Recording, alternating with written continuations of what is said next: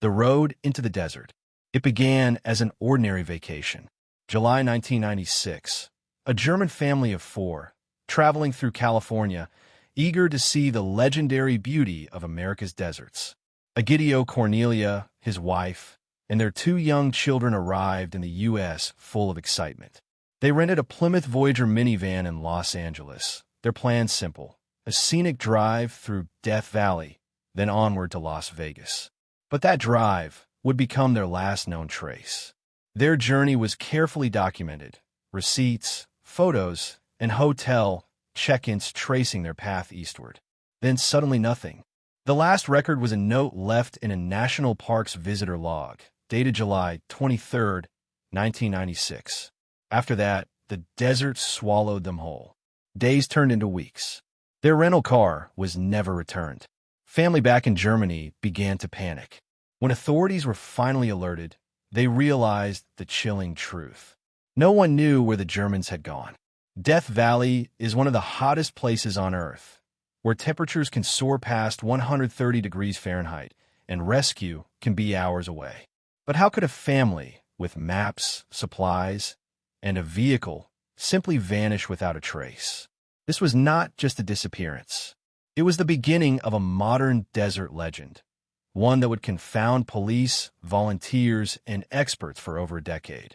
The missing family became known as the Death Valley Germans, and their story, part tragedy, part mystery, will become one of America's strangest true crime puzzles. If you're drawn to uncovering the world's most chilling disappearances, make sure you hit like, subscribe, and turn on the notification bell. We welcome your thoughts, theories, and even your criticism, because every comment helps us uncover the truth behind these unsolved stories. This is at Dark Truth 25, where every silence has a story, and every story has a shadow. The Trail of Clues. When the family failed to return their rental van, Hertz reported it missing. At first, authorities believed it was a simple delay, maybe a detour or a miscommunication. But days turned into weeks, and no one heard a word. By August, the case had drawn attention from both American and German authorities. Interpol was notified, and an all-out search began across California and Nevada. Flyers went up. Rangers combed the park. But the desert, vast and cruel, swallowed all evidence. Then, a single discovery reignited hope: a visitor logbook entry at Death Valley's Furnace Creek Ranger Station. Signed in neat handwriting were the names of Egidio, Cornelia, George, and Max Meyer. The last official record of their presence, dated July 23, 1996. Their note read simply: "We are headed toward Warm Springs Canyon." But there was something chilling about that direction. It led not toward Las Vegas, but deeper into Death Valley, toward some of the most remote terrain in North America. Investigators began to piece together the family's route using receipts, credit card logs, and photographs recovered later from film rolls found in the wrecked van. Each photo told a piece of the story: a smiling family against vast dunes, the children squinting in the sunlight, unaware that these were the last images they'd ever take. Still, no one could understand why they'd gone off-route. Was it curiosity, a wrong turn, or something, or someone, that lured them deeper? In September, the official search was called off. The desert had won. For the next 13 years, their fate remained a haunting blank page. But in 2009, a lone hiker stumbled upon something deep in a remote canyon, something that would finally reveal part of the truth and raise even darker questions. If you've been following this mystery, don't forget to like and comment your theories below. We'll make a family drive deeper into a place called Death Valley. Your engagement helps more people find the truth and keeps stories like this alive. Into the Furnace. Imagine the world they drove into: 120 degrees Fahrenheit, 49 degrees Celsius heat shimmering across miles of cracked earth. The horizon endless. The air heavy and still. No signal, no shade, just sand, rock, and silence. The Meyer family, unaware of the danger, pushed deeper into Death Valley National Park, guided only by a road map printed in their travel brochure, a map that was incomplete, outdated, and fatally misleading. The path they followed, Anvil Canyon Road, looked like a shortcut toward the ghost town of Warm Springs. But that road wasn't meant for tourists. It was meant for off-road vehicles, not a rented Plymouth Voyager minivan. As the wheels sank into loose sand, Egidio Meyer tried to keep calm. He'd been an engineer back in Germany, logical, methodical. He probably believed that if they followed the road long enough, it would lead them out again. But Death Valley doesn't forgive mistakes. At some point, the van became bogged down in sand. The tracks showed desperate attempts to dig out. But under that sun, dehydration begins in less than an hour. The nearest water source, over 20 miles away. They packed what they could, snacks, a couple of bottles of water, a blanket. And then they walked. 4 human shapes disappearing into a desert that has claimed hundreds before them. The tragedy wasn't just in their death. It was in how close they came to survival. Later, when the vehicle was found, rescuers estimated they were less than 10 miles from an abandoned mine that could have offered shade, even water. But they walked the wrong way. The desert, it seems, turned their sense of direction against them, and every mile they walked was a step deeper into the furnace. When search teams finally spotted the van weeks later, there was no one inside. No sign of struggle, no evidence of crime. Just a lonely vehicle, parked neatly, like its owners had simply gone for a stroll and never returned. The engine keys were still in the ignition. Inside lay maps, film rolls, and food wrappers, untouched. The air inside the van was scorching, like an oven of ghosts. And yet, something about the scene felt off. Why would an experienced engineer, a man with family and sense, risk driving into a place he didn't understand? Why hadn't he stayed with the car? The single best chance of survival. Why did the footprints lead away from safety, not toward it? In that moment, the disappearance of the Meyer family stopped being a simple case of tourists lost in the desert. It became a puzzle, one that investigators, scientists, and conspiracy theorists would spend decades trying to solve. The discovery in the desert. For 13 long years, the story of the Meyer family drifted like desert sand. Unanswered, unclosed, almost forgotten. The van sat in a government impound lot, tagged, logged, and dismissed as another tragic story of tourists lost to Death Valley's cruel expanse. But Death Valley keeps its secrets buried until it decides to give them back. Sound, crunch of boots on gravel, wind whispering over rocks. It was 2009, a blistering summer morning when Tom Mahood, an experienced desert explorer and former search and rescue volunteer, returned to a case that had haunted him for years. He had read every file, every search report, every misplaced theory. Something didn't sit right. The official searches had combed the wrong areas, focusing too close to the van's location. Mahood believed the family had made it farther than anyone imagined. Armed with GPS, topographic maps, and a gut feeling sharpened by years in the desert, he set out to find the truth. For days, he scoured the barren landscape, ridges, dry washes, salt flats. Nothing, just sand and silence, until the wind changed direction, and with it came a smell. Faint, old, wrong. He climbed a rocky slope, and there, half buried in the dust, lay the first sign of human presence, a tattered shoe sole, weather-beaten and cracked. Nearby, scraps of cloth, then bone fragments, pale as chalk under the desert sun. It wasn't long before he found the remains of 2 adults. A short distance away, a small child's bone, and not far from that, the remains of another adult, all positioned as though they had simply sat down to rest and never woke up again. There was no evidence of struggle, no signs of foul play, just the haunting image of a family that had fought the desert and lost. Authorities confirmed the remains through DNA testing. Egidio Meyer, his wife Cornelia, their son George, and friend Max. Their daughter, 4-year-old Petra, was never definitively identified. The official cause, exposure and dehydration. But even then, questions burned hotter than the sand. How did they make it over 30 miles on foot in extreme heat, with barely any supplies? Why did their path take them away from known rescue routes?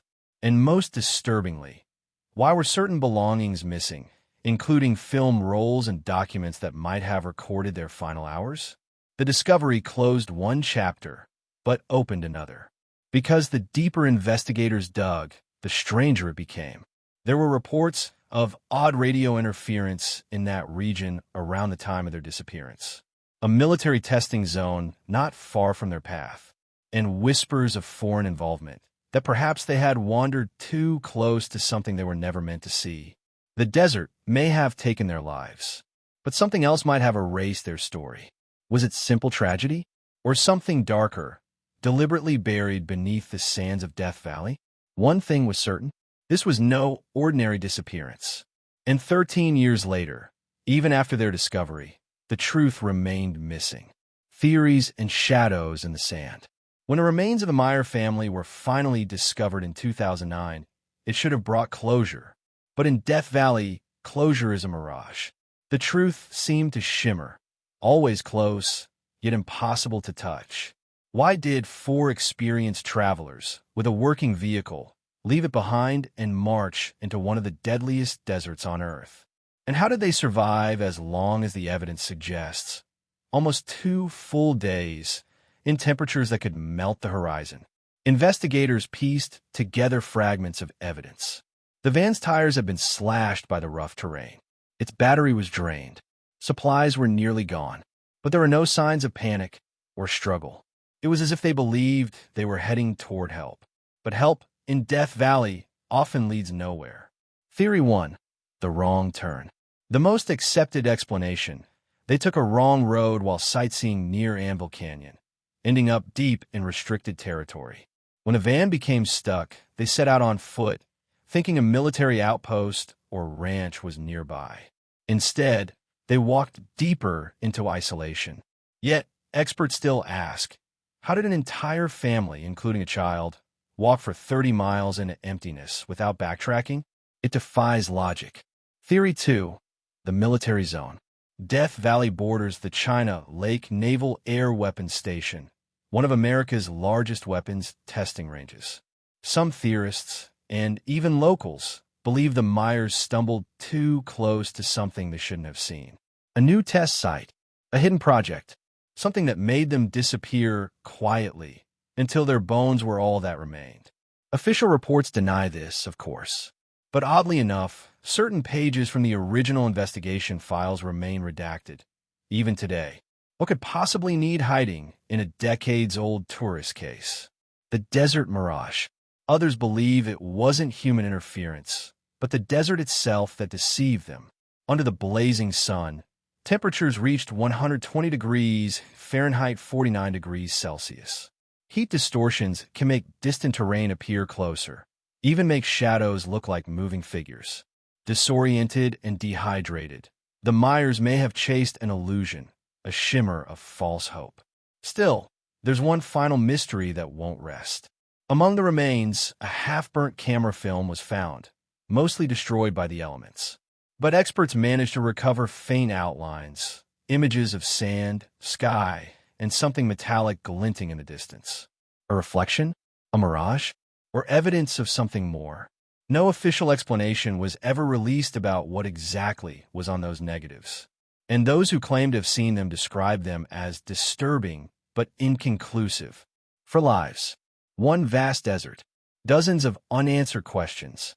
Somewhere between logic and legend, the truth about the Death Valley Germans still drifts with the dust. Because in Death Valley, not everything that vanishes is lost. Some things are hidden, waiting for the right eyes to find them. Echoes of the desert. In Death Valley, silence can scream louder than words. Months passed after the Meyer family's disappearance. Then years, and still no trace. Their van, abandoned near Anvil Canyon, became a sun-bleached monument to confusion and despair. To the untrained eye, it looked like a simple tragedy. But to those who searched, it was something else, a haunting that refused to fade. The relentless search.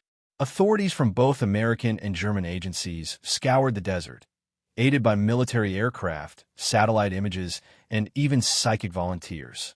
Search teams braved temperatures above 120 degrees Fahrenheit, 49 degrees Celsius, the kind that sears skin and warps the mind. For years, their efforts returned nothing, until one man, Tom Mahood, an independent investigator, stumbled upon a clue in 2009, 13 years later. While exploring an uncharted route, he discovered a weathered skeleton partially buried beneath the sand. DNA confirmed it, one of the missing tourists. Then, two more sets of remains were found nearby.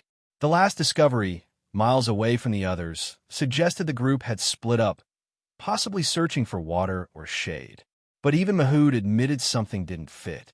Their path was unnatural, winding through canyons that led deeper into the desert, not out of it.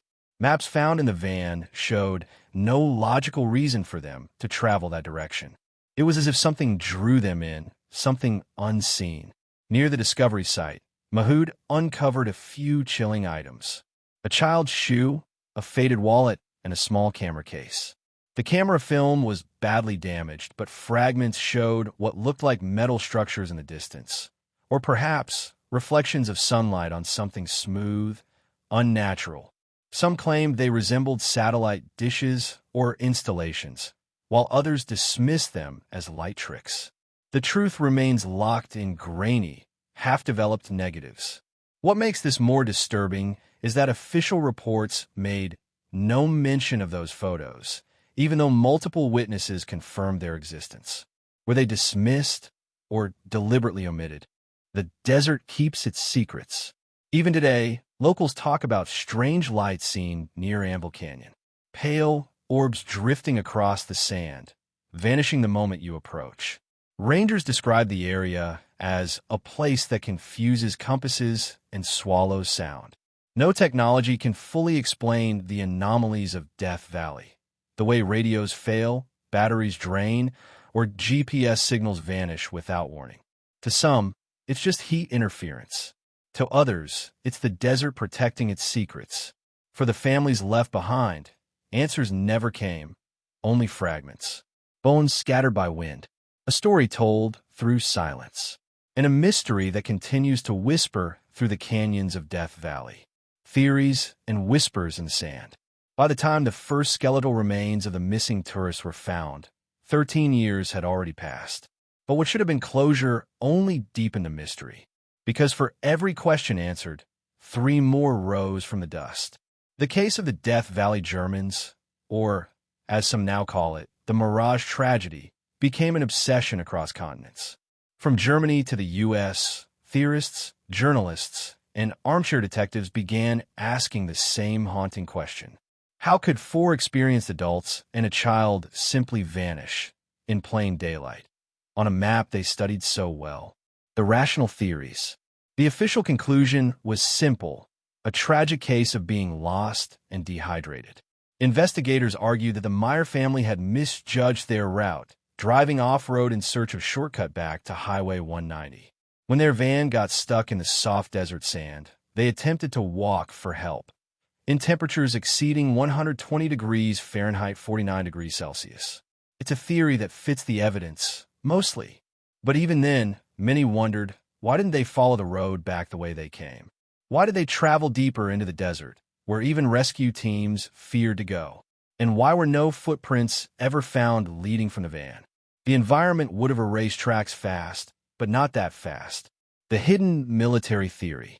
As attention grew, whispers emerged about restricted zones near Death Valley. Areas long rumored to be used by the U.S. Air Force for secret testing.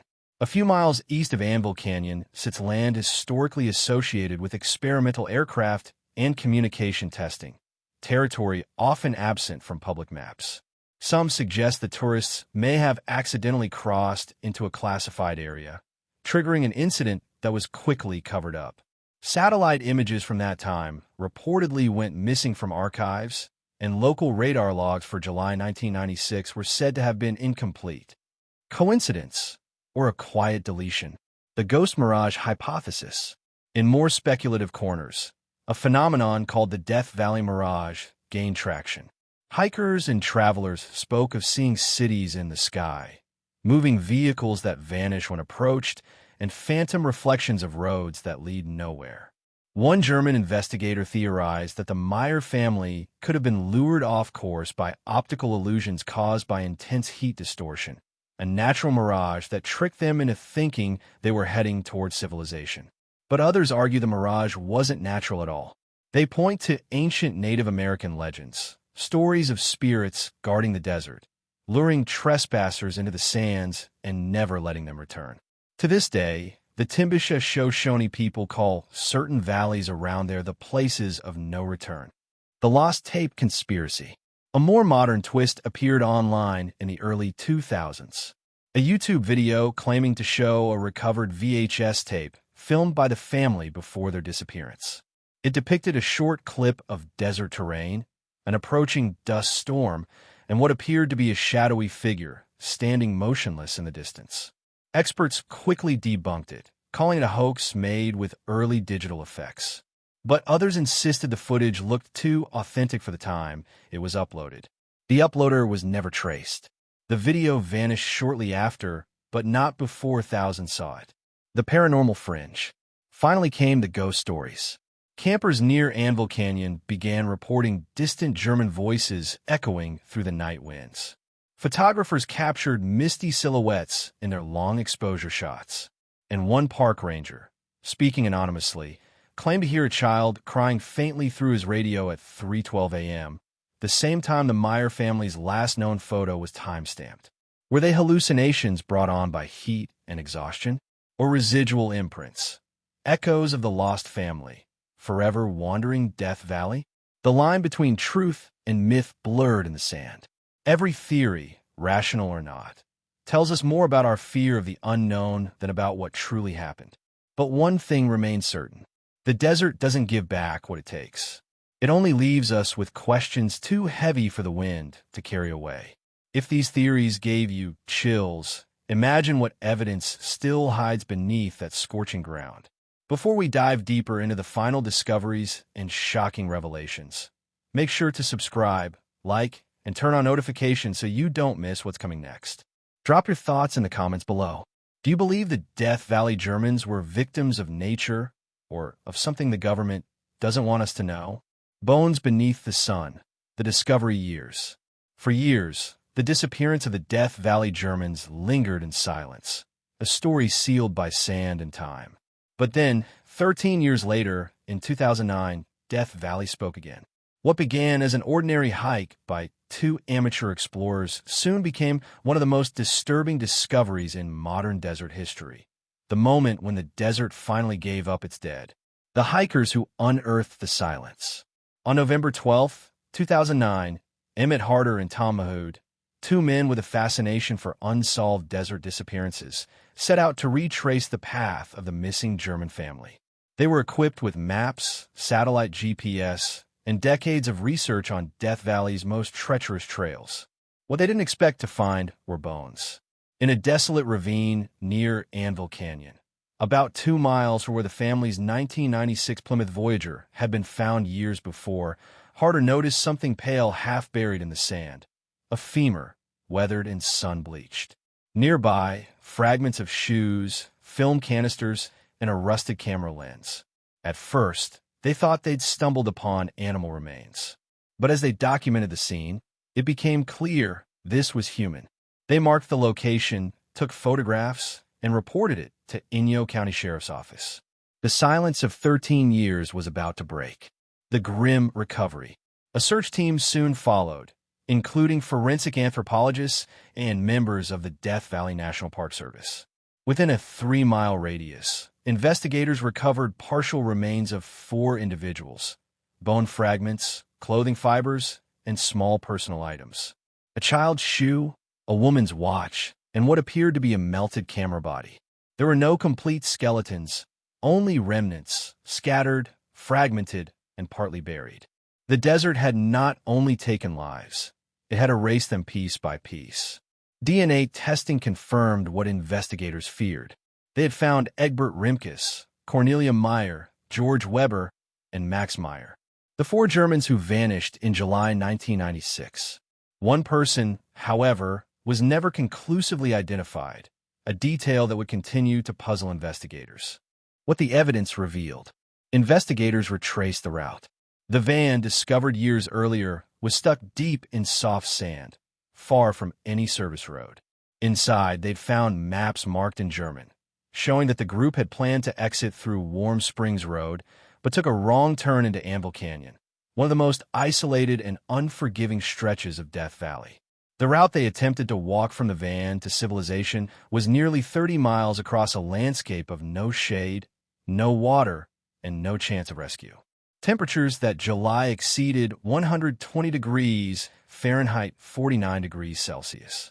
Even if they left the van early in the morning, they likely succumbed to heat exhaustion and dehydration within hours. But there were inconsistencies. Some bones were found in positions suggesting they'd been moved after death, perhaps by animals or by something else. Others claimed the camera equipment and film canisters indicated they tried to document their ordeal, but the film was too degraded to recover. 13 years of questions. So why did it take 13 years to find them? The area of discovery was far outside the original search perimeter, nearly 11 miles beyond the zone investigators had scoured in 1996. At the time, maps were inaccurate and GPS tracking was primitive. Authorities assumed the family had turned back toward known routes, not ventured deeper into the desert's core.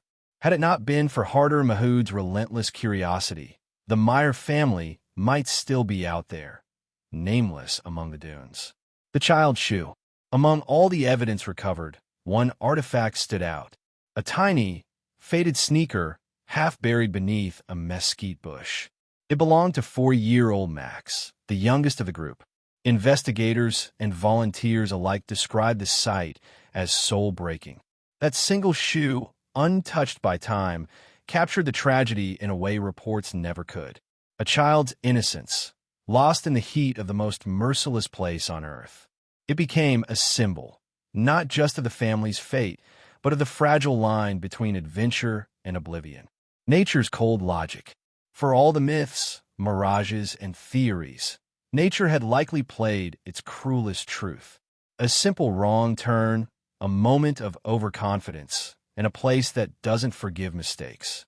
Yet the timing, the perfect sequence of wind, sun, and shifting sands that concealed the remains for over a decade, still feels unnatural to many. Some say the desert was guarding them, refusing to reveal its secret until it chose to. As one park ranger later said, the desert doesn't forget. It just waits. The discovery of the Death Valley Germans didn't end the story. It resurrected it. Because for those who found them, closure didn't come with answers.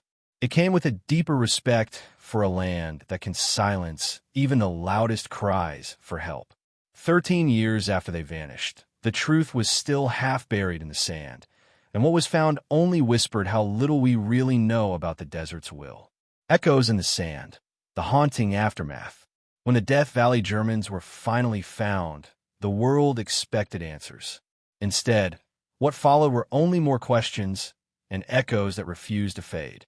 For the families, the hikers, the investigators, and the desert itself, the discovery in 2009 was not the end of a tragedy. It was the beginning of something far more haunting, the realization that Death Valley never lets go of its secrets entirely. The media storm. When the news broke that the remains of the missing German tourists had been discovered, the international media exploded. Headlines from Los Angeles to Berlin screamed, "Found after 13 years, the lost family of Death Valley." Reporters swarmed Inyo County, while television vans parked outside the sheriff's office. But inside, the tone was not celebratory. It was somber. The remains had provided closure, yes, but no satisfying explanation for why or how the family had wandered so far into one of Earth's most unforgiving places. The German government sent diplomats to coordinate the repatriation of the remains, and in Cologne, memorial services were held for the Meyer family.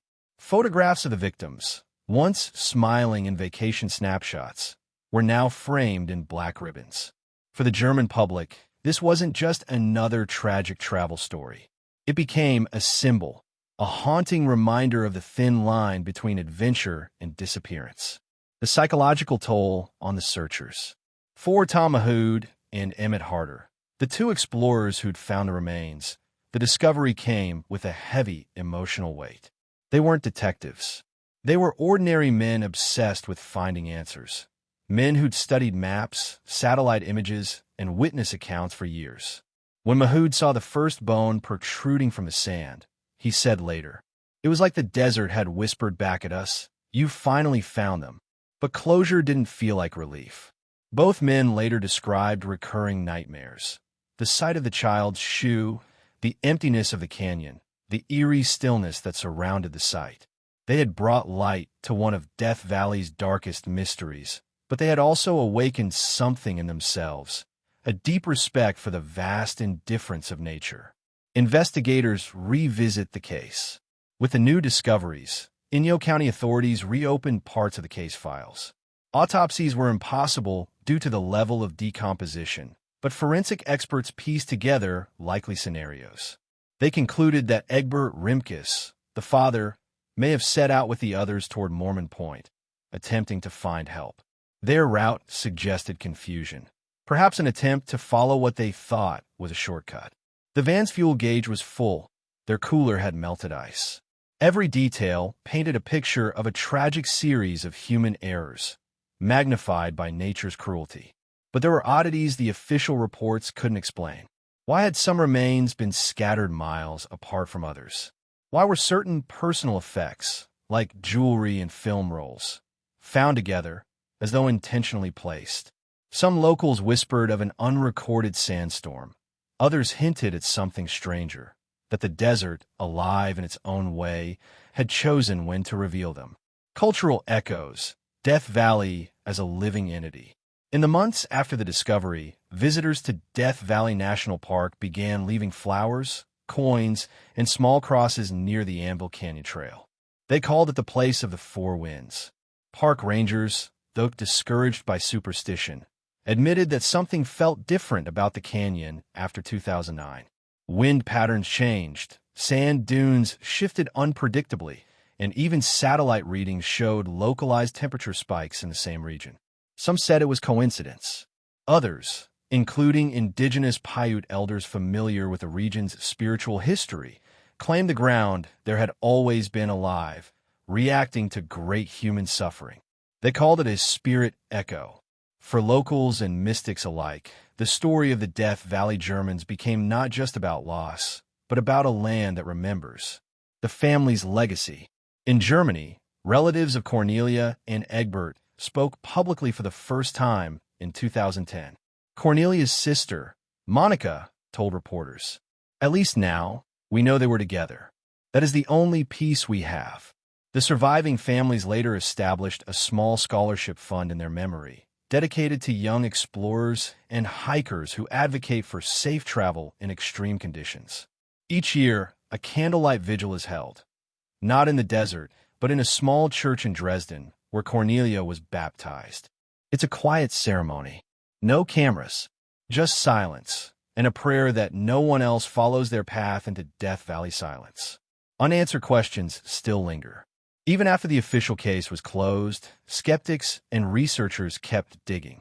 Online forums discussed strange inconsistencies. Why did the van's tires have no sign of violent struggle or panic departure? Why were two watches found, both stopped at nearly the same time? And why did no one hear their cries for help, despite nearby military overflights during those days? For some, these coincidences hinted at something beyond reason, a deeper layer of mystery buried in the sands. A few speculated about military interference, mirage phenomena, or psychological breakdowns triggered by extreme heat. But the truth? It remains elusive, like the shimmer of water that always vanishes when you draw near. The desert's silent warning. Death Valley has claimed hundreds of lives, but none have lingered in collective memory like the four who vanished in 1996. Their story became a modern parable about how the pursuit of beauty, adventure, or escape can collide with the cold indifference of nature. It's not that the desert took them maliciously, it's that it didn't care at all. The Death Valley Germans remind us that silence can be louder than screams, and that sometimes what's lost in the desert stays buried not by accident, but by design. As the sun sets over the same canyons they once walked, the sand shifts, the wind moves, and the echoes remain, whispering their story, over and over again. If this chapter left you questioning what's real and what's forgotten, make sure you like, subscribe, and hit the notification bell so you don't miss the final part of this investigation, where we explore the myths, conspiracies, and unexplained coincidences that make this case one of America's most haunting desert mysteries. And in the comments, tell us, do you think Death Valley hid them by chance or by choice? Theories in the sand, truth, mirage, or something beyond? In every great mystery, there comes a point when the evidence fades, and all that remains are theories and beliefs. The story of the Death Valley Germans ended in 2009, but the questions that followed turned the case into something larger, a cautionary tale, a ghost story, a puzzle that refuses to stay buried. 1. The human error theory, lost but logical. The most widely accepted theory is also the most tragic. It suggests that Egbert Rimkus, the father, simply made a fatal navigational mistake. After visiting Scotty's castle, they attempted to take a shortcut through Anvil Canyon toward the Panamint Mountains, a decision that would prove deadly. When the van became stuck, Egbert likely decided to set out with the others on foot, believing the highway was closer than it was. But Death Valley distorts perception. Distances seem shorter. Heat bends the horizon into false hope. And so, they walked deeper into nothingness until exhaustion and dehydration took their lives. This theory fits the evidence, but it doesn't explain everything. Not the missing maps, not the separated remains, not the watches that stopped in sync. 2. The psychological breakdown theory, madness in the heat. Others believe what killed the family wasn't just the desert, but the mind. Under temperatures above 120 degrees Fahrenheit 49 degrees Celsius, the human brain can slip into hallucination and panic. What begins as disorientation can spiral into irrational behavior. Researchers call it heat-induced psychosis.